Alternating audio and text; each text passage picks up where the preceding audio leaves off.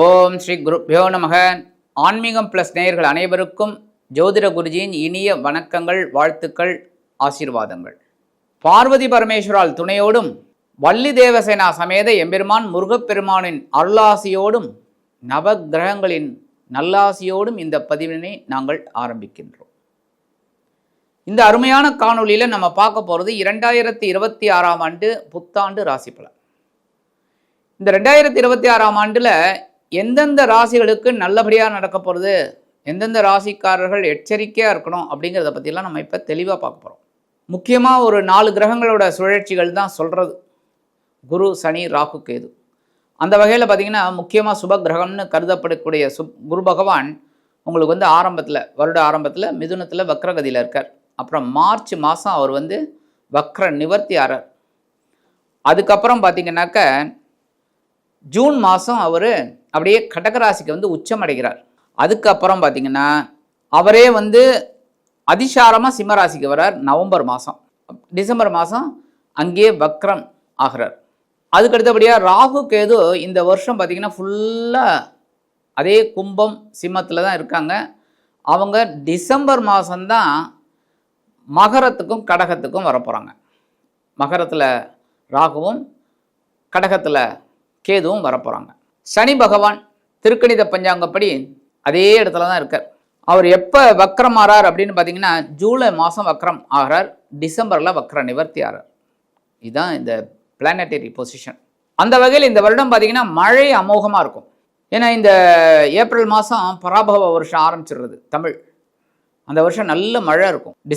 November December October இதுலேருந்தே அக்டோபர்லேருந்தே December வரைக்கும் நல்ல மழை இருக்கும். எல்லா ஏரியாலையுமே நல்ல ஒரு மழை சுபிக்ஷமாக இருக்கும். நிறைய பேர் எதிர்பார்க்குற மாதிரி இந்த கோல்டு ரேட்டு, தங்கம் விலை கண்ணாபின்னான்னு தான் ஏறும்.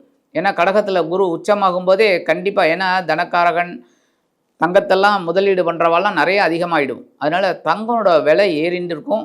இறக்கம்ங்கிறது கொஞ்சம் லைட்டாக இருக்கும், அவ்வளோதான். ஆனால் ஏறிண்டே தான் இருக்கும். 1.5 லட்சத்தை கூட தாண்டும். ஒரு பவுன் அந்தளவுக்கு போகிறதுக்கு வாய்ப்பு இருக்குது. ரியல் எஸ்டேட்காரங்கள்லாம் கொஞ்சம் சூதனமாக இருக்கணும். அதேமாரி பங்கு சந்தையில் முதலீடு பண்ணுறவாலாம் ரொம்ப எச்சரிக்கையாக இருக்கணும். பெரிய முதலீடு பண்ணக்கூடாது. அந்த வகையில் இந்த 2026ஆம் ஆண்டு அப்படிங்கும்போதே நாட்டில் ஆன்மீகம் தழைத்தோங்கும். நிறைய அரசியல் மாற்றங்கள் இருக்கும். அதேமாரி இழப்புகள் இருக்கும். திரை உலகம் சொல்கிறோம் பாருங்க, அதில் நிறைய இழப்புகள் இருக்கும், சாதனை நிறையா இருக்கும். அந்த வகையில் இந்த 2026ஆம் ஆண்டு எப்படிப்பட்ட ஆண்டு, ஒவ்வொரு ராசிக்கும் என்னென்ன பலாபலன்களை கொடுக்க போகிறதுங்கிறத பற்றி நம்ம இப்போ பார்ப்போம். இதுவரைக்கும் சப்ஸ்கிரைப் பண்ண அனைத்து இணைய நெஞ்சங்களுக்கும் எங்களது வாழ்த்துக்கள். அதே சமயம் சப்ஸ்கிரைப் பண்ணாதவங்க சப்ஸ்கிரைப் பண்ணிக்கோங்க, லைக் பண்ணுங்கள், ஷேர் பண்ணுங்கள், கமெண்ட் பண்ணுங்கள். இது எங்களுக்கு உத்வேகத்தை கொடுக்கும். நிறைய பதிவுகளை நாங்கள் உங்களுக்கு போடலாம். இந்த பதிவிலிருந்து நாங்கள் உங்களோட ஆன்மீக விஷயங்கள், சந்தேகங்களை தீர்க்கறதுக்கு ரெடியாக இருக்கும். நீங்கள் உங்கள் ஆன்மீக விஷயமாக கீழே எங்களுக்கு கமெண்ட் செக்ஷனில் கொடுங்க, நாங்கள் பார்த்துட்டு சொல்கிறோம். இப்போ இந்த பதிவுக்கு போகலாமா? அன்பான விருச்சிக ராசி நேயர்களே, இந்த அருமையான காணொலியில் நம்ம பார்க்க போகிறது 2026ஆம் ஆண்டு ராசி பலன். இந்த வருடம் உங்களுக்கு ஏற்றம் தரக்கூடிய ஆண்டு. தயவுசெய்து நோட் பண்ணிக்கோங்க. இந்த விருச்சிக ராசி அன்பர்கள் அதிரடி காட்டக்கூடிய ஒரு ஆண்டு.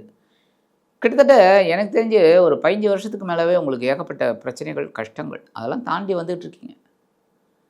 ஒவ்வொரு விஷயத்துலையும் ஒரு எப்படியோ பண்ணிவிட்டு உருட்டு மரண்டு என்னத்தையோ பண்ணிகிட்ருக்கீங்க. புன்சிரிப்பு பார்த்து ரொம்ப நாள் ஆச்சு. எப்பயாவது சிரிக்கிறீங்க, அவ்வளோதான். அந்தமாரி இருக்குது. ஏன்னா உடல் ஆரோக்கியம் நிறைய பேருக்கு சரியில்லை, உத்தியோகம் சரியில்லை, தொழிலும் பரவாயில்லைங்கிற மாதிரி தான் போயின்ட்டுருக்கு. ஏதோ உங்களுக்கு சில மேட்ருக்கு என்னமோ இடிக்கிறது உங்களுக்கு. அந்த வகையில் இந்த ஆண்டு அப்படின்னு பார்த்தீங்கன்னா சூப்பரான ஒரு ஆண்டு. என்ன ஒரு 6 மாதங்கள் கொஞ்சம் கவனமாக இருங்கோ. அதுக்கப்புறம் அடி தூள் கிளப்பி போய்கிட்டே இருப்பீங்க. 6 மாதம் பார்த்தீங்கன்னா வைகை எக்ஸ்பிரஸ் மாதிரி போங்க. அதுக்கடுத்து வரக்கூடிய 6 மாதங்கள் உங்களுக்கு வந்தே பாரத் மாதிரி இருக்கும். ஆக ஏன்னா குரு பகவான் உங்களுக்கு 2ஆம் வீட்டு அதிபதி, 5ஆம் வீட்டு அதிபதி, 8ஆம் இடத்துல இருக்கார். வக்கரத்தில் தான் இருக்கார். ஆனாலும் டென்ஷனை சமாளிக்கிறீங்க. அடுத்து வக்கர நிவர்த்தி ஆகும்போது ஏகப்பட்ட பிரச்சனைகள் வரத்துக்கு வாய்ப்பு இருக்குது. கவனமாக இருக்கணும். ஏன்னா வீண் பழி, அவமானங்கள் இதெல்லாம் வரத்துக்கு வாய்ப்பு இருக்குது. என்னென்னா நீங்கள் கொஞ்சம் வேகமாக வேலை செய்கிறவங்க. நீங்கள் இந்த விருச்சிகராசி அன்பர்கள் கடன்னு பேசிடுவீங்க, கடன்னு செஞ்சிடுவீங்க. அந்த இதில் கொஞ்சம் நிதானம், சூதனம் வேணும், கவனம். ஜூனுக்கு மேலே அடி தூள் கலப்புவீங்க. ஏன்னா குரு ரொம்ப ஃபேவரபுளாக 9ஆம் இடத்துக்கு வந்துடுறார். அடுத்து 10ஆம் இடம் தான் அதிசாரமாக நவம்பர் மாதம் 10ஆம் இடம் வர்றார். அதுவும் சூப்பராக தான் உங்களுக்கு. அந்த வகையில் உங்களோட பொருளாதாரம் அப்படின்னு பார்த்தீங்கன்னா ஏற்றம் இறக்கம் நிறைந்ததாக தான் இருக்கும். 6 மாதங்கள் அப்படியே கொஞ்சம் இறங்கி 6 மாதங்கள் ஏற்றமாக இருக்கும். அதுவும் ஏற்றம் தான் உங்களுக்கு இந்த ஆண்டு ஓரளவுக்கு. உடல் ஆரோக்கியம் கொஞ்சம் பொறுமையாக இருங்க, கவனமாக இருங்க, கேர் எடுத்துக்கங்க. ஆனால் பரவாயில்ல, போன வருஷத்தோட இந்த வருஷம் ரொம்ப நல்லா இருக்கும். ஒன்றும் கவலைப்பட வேண்டிய அவசியம் இல்லை, நல்லபடியாக இருக்கும். ஒரு திருப்தின்னே சொல்லலாம். ஏன்னா இந்த மருந்து மாத்திரையெல்லாம் கொஞ்சம் குறையும். அடுத்தபடியாக உத்தியோகம் ஜூனுக்கு மேலே பிரமாதமாக இருக்கும். அது வரைக்கும் கொஞ்சம் அப்படியே பொறுமை காத்து அந்த உத்தியோகத்தில் எப்படி பண்ணணும் அப்படிங்கிறத பாருங்கள், கண்டிப்பாக நல்லது. அடுத்தபடியாக தொழிலும் அதே தான், சேம் தான். ஆனால் நவம்பரில் ஒரு பெரிய ஒரு மாற்றம் உங்களுக்கு சுபமாக வரும். தொழில் பண்ணுறவளுக்கு பெரிய வருமானம் நல்ல, அதுவும் அந்த நவம்பர் டிசம்பரில் சூப்பராக இருக்கக்கூடிய ஒரு முன்னேற்றம். அடுத்தபடியாக பார்த்தீங்கன்னா படிப்பு கான்சன்ட்ரேஷன் வேணும். ஜூன் வரைக்கும் கான்சன்ட்ரேஷன் வேணும். விளையாட்டில் இருக்கலன்னா விளையாட்டில் இருக்கணும், படிப்பில் இருக்கலாம் படிப்பில் இருக்கணும். அந்த மாதிரி இருந்தாலும்னா வெற்றி. ஜூனுக்கு மேலே அதிரடி தான். நீங்கள் எந்த அளவுக்கு அப்படி படித்தாலோ அந்த அளவுக்கு உங்களுக்கு முன்னேற்றம் கண்டிப்பாக கிடைக்கும்.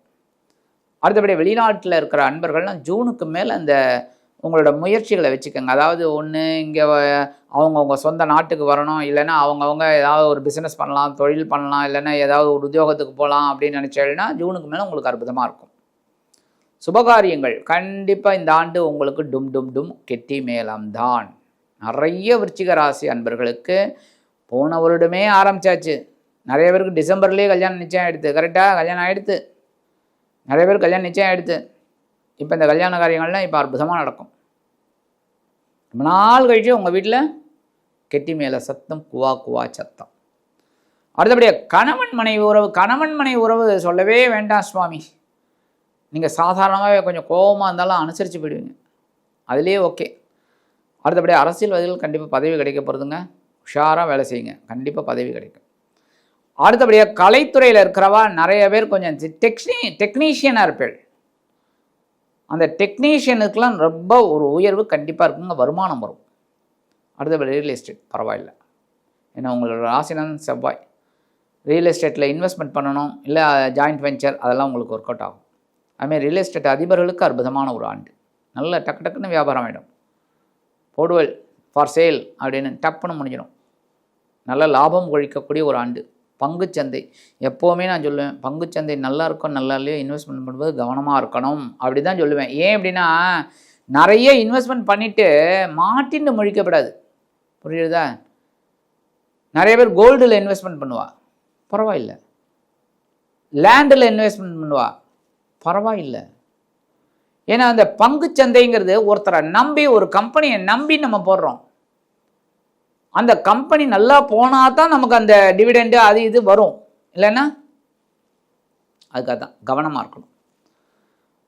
மாத வாரியாக பார்த்தீர்கள் என்றால் ஜனவரி மாதம் உங்களுக்கு தாய் வழி உறவினர்களின் மூலமாக ஒரு சந்தோஷம் முன்னேற்றம் இருக்குங்க, சந்தோஷம் இருக்குது. அதேமாரி பிப்ரவரி மாதம் தைரியம் மிகுந்த மாதம், எல்லா வேலையும் நல்லா செய்வேன். மார்ச் மாதம் ஒரு டூர் இருக்குங்க, அது ஆன்மீக டூர் இல்லை இன்ப டூர், ஏதோ ஒன்று அழகாக டூர் போயிட்டு வருவீடு. ஏப்ரல் மாதம் உடல் ஆரோக்கியம் ரொம்ப நல்லாயிருக்கும், திருப்தியாக இருக்கும், நல்லா. ஆனால் கவனமாக இருப்பேன், திருப்தியாக இருக்கும். அடுத்தபடியாக மே மாதம் பாக்கியம் நிறைந்த மாதம், நீங்கள் அனுபவிக்க வேண்டிய ஒரு மாதம். அடுத்தது ஜூன் மாதம் உத்தியோகத்தில் மாற்றங்கள் இனிமையாக கிடைக்கும். உத்தியோகத்தில், தொழில் வியாபாரத்தில் நல்ல மாற்றங்கள் முன்னேற்றங்கள் அருமையாக கிடைக்கக்கூடிய ஒரு மாதம். ஜூலை சூப்பர், அனுபவிக்க வேண்டிய ஒரு மாதம், சந்தோஷமான ஒரு மாதம். ஆகஸ்ட் உங்களோட நிதி நிலைமை ஏறிடும், சொல்கிறேன். இது வரைக்கும் சாதாரணமாக இருந்து அப்படியே ஜம்ப். செப்டம்பர் மாதம் நீங்கள் எதிர்பார்த்த இடமாற்றம் கிடைக்கும், நீங்கள் விரும்பிய இடமாற்றம், உத்தியோகத்திலையும் சரி தொழில் வியாபாரத்துலையும் சரி வீட்டில் இந்த வீடு மாற்றம் அதெல்லாம் கண்டிப்பாக நல்லபடியாக நடக்கும். அடுத்தபடி அக்டோபர் மாதம் ஆரோக்கியத்தில் கவனமாக இருக்கும், உடல் ஆரோக்கியத்தில் கவனமாக இருக்கும், ரொம்ப நல்லது. அடுத்தபடியாக நவம்பர் மாதம் வருமானம் வரக்கூடிய ஒரு மாதம், நல்ல ஒரு வருமானம், தொழில் ரீதியாகவோ அல்லது உத்தியோக ரீதியாக. உத்தியோகத்தில் என்ன வருமானம், உயர்வுகள் ஆட்டோமேட்டிக்காக வரும். இந்த சம்பள உயர்வுலாம் ஆட்டோமேட்டிக்காக வரும், நீங்களே எதிர்பார்க்க மாட்டீர்கள், நல்ல ஒரு வருமானம் கிடைக்கும்.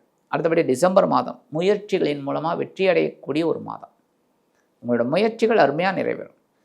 சரி, நட்சத்திர வாரியா பார்த்தீங்கன்னா விசாகம் நட்சத்திரத்தில் பிறந்த அன்பர்கள் உடல் ஆரோக்கியத்தில் கொஞ்சம் கவனமாக இருங்கோ. முருகப்பெருமான வழிபாடு பண்ணுங்கோ, அற்புதமாக இருக்கும். முருகன் தான், முருகன் கண்டிப்பாக உங்களுக்கு அனுகிரகம் பண்ணுவார். அவன் கந்தசஷ்டி கவசம் பாராயணம் பண்ணுங்கோ.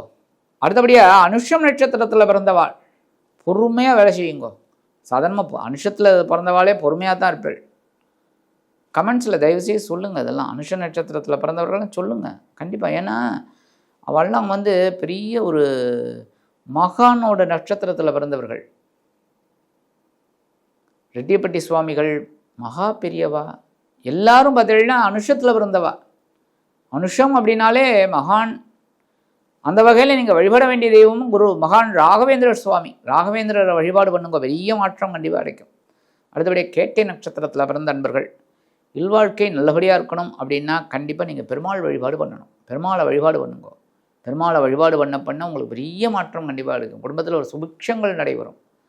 படிக்கிற குழந்தைகளுக்கு ஒரு நல்ல படிப்பு கிடைக்கும். ஆக ஒட்டுமொத்தமாக இந்த விருச்சிகராசி அன்பர்கள் வழிபட வேண்டிய தெய்வம் முருகப்பெருமான். வள்ளி தேவசனா சமேத எம்பெருமான் முருகப்பெருமானை நீங்கள் மனமாற வழிபாடு பண்ணி கந்தசஷ்டி கவசம் பாராயணம் பண்ணி நெய்தீபம் பட்டுவாங்க செவ்வாய்க்கிழமை அதி அற்புதமான ஒரு ஆண்டாக கண்டிப்பாக அமையும். ஆக முருகப்பெருமான வழிபாடு பண்ணினாலே இந்த 2026ஆம் ஆண்டு விருச்சிகராசி என்பவர்களுக்கு கோடிகளில் புரளக்கூடிய ஒரு ஆண்டாக கண்டிப்பாக அமையும் என்று கூறி விடைபெறுகிறேன். நன்றி, வணக்கம். மீண்டும் ஒரு அருமையான காணொலியில் உங்களை அற்புதமாக சந்திக்கிறேன். வாழ்த்துக்கள். வாழ்க வளமுடன்.